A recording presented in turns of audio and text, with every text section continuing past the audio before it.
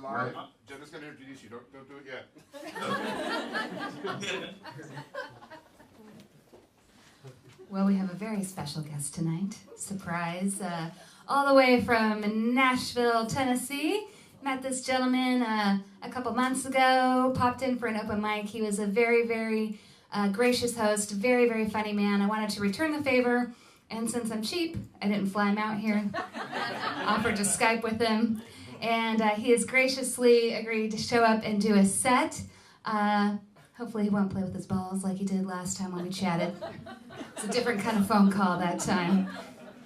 The one I didn't tell Larry about. No, ladies and gentlemen, it is Josh Inocalla from Nashville. Welcome! How are you guys? Oh man, wow, Portland, huh? Yeah. You have no idea how hard it is for me to not be jacking off while I'm on web camera with just a room full of 50 people I don't know. And they had chat roulette for a reason, you know what I mean? Oh, dude, this is pretty awesome. I like you guys already. Let me be clear. I'm not gay, so you know, I'm Canadian. Don't know if you guys have been there before. It's you know, people get them confused a lot, gay people and Canadian people. It's because, you know, conservatives hate us too. They call us socialists. Can you believe that? What's wrong with socialism? How else are you supposed to meet people?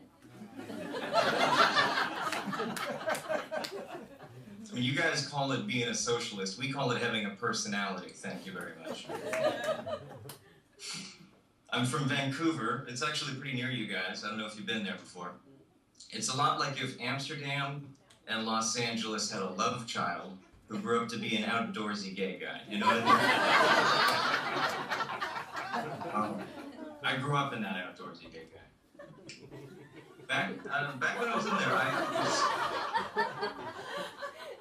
there's a delay with the laughter here. I understand that. I was like, oh man, I'm really bombing. Okay, let me give you an example of lifestyles in Vancouver, right? I'm gonna pose like this for dramatic purposes. So I was in Vancouver. I was trying so hard to impress this girl that I fed a raccoon out of the open palm of my hand. Right, that's a badass thing to do. You feed animals illegally in a forest. There's a rumor that Canadians are friendlier people, you know? That rumor does not apply to raccoons, actually. It was all fine. It was really friendly up until I ran out of food, right? And then he just immediately pounces on my hand, bites it. And there's a saying about that. They say, don't bite the hand that feeds you. This guy hadn't heard that before. I stood up and I just yelled at it. I was raising my fist at it, just angry, right? I had a reason. I was bleeding profusely from the thumb. And this thing stands up on its hind legs, raises its arms up at me in like a Queensbury boxing stance. Weird. And then the first thing that pops up in my head is, I think I can take this guy. You know, if I can't impress a girl by feeding this raccoon, I'll impress her by kicking this raccoon's ass. You know what I mean? It's the attitude that brought me to Tennessee. Not really, it was a whim. So, there's nothing good here, it's fine. My first impressions of the city when I was driving through, there was a statue of a guy holding a Bible and shouting at the sky, and I was like, that fits me. I was not raised like that. There were a bunch of white people on stagecoaches driving around the tourist district, and I was like, yeah, this is the sort of chemistry for me to get tarred and feathered. I think that'll be fun. All right, tangent. Either way, we hear this raccoon's trying to box me. I get into a karate stance because of stereotypes. You know what I mean?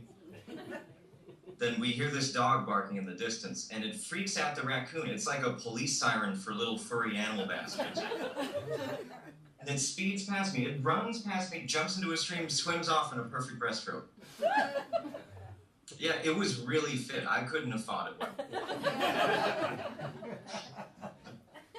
So that's how I might have rabies now. That's what I'm getting at. And how I ended up not being with that girl I was trying to impress. I am dating an attorney now. I thought it would help out with the divorce proceedings with the professor I'm married to. True story, you know. They say monogamy's dead, right? And by they, I mean, my wife and her new boyfriend.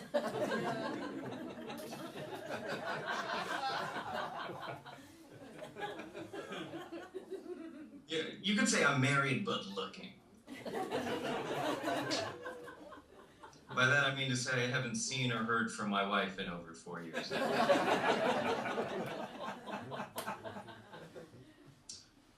I was... Can you guys tell what race I am? I just wonder. You know? Don't answer that, you don't have to, but... I was out with a friend and he was like, hey, you know, you should get into commercials because they need people of color. And I've never been described that way. I was confused. It felt really nice. I'm sure it doesn't for black people, but for me it was a change, you know? But so I take him up on it. I sit down with this agent, and she's the oldest, most southern lady I've ever met before. Her name was Evelyn. No joke. Really, no punchline there. But, so I'm talking to Evelyn, and she keeps saying I have a great look. And in my head, that just translates to, you got this real good Chinese-y sort of thing that we can sell to Target talent. And so... it's a weird, right? Because I'm being racist to this lady, assuming that she's a racist because she's an old Southern white woman. It's confusing, morally. So I'm there with Evelyn, and I'm filling out the application, I get to the races section, there's just a bunch of boxes to check, and I'm like, help me out here, you've been doing this for a while.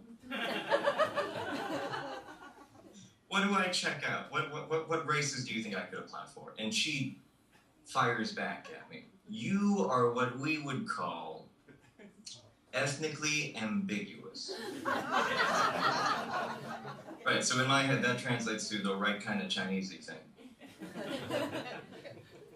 And so I'm like, okay, well help me out. Japanese? Do you think I could do Japanese? And she's like, oh my God, yeah. You would do so well as a Japanese person. You could kill the Japanese. You could do Japanese all day. And I was like, well, I used to. It's a different life back then. I don't know if you know this about Vancouver. Highest minority population, the Japanese. Second highest minority population, the Japanese I have slept with. I have one to close on, but I'm out of time anyway. Thank you guys so much for having me. Give it up for Josh and Inocalla. Lucky this hasn't opened. Yeah, see you guys later. I should hang up on you because this is awkward otherwise. Yeah, that'd be kind of weird. See you guys later. See you later. All right, all the way from Nashville. Friend him on Facebook, follow him on Twitter. Make him a friend for life. Let's get to some more prizes, shall we? Yeah.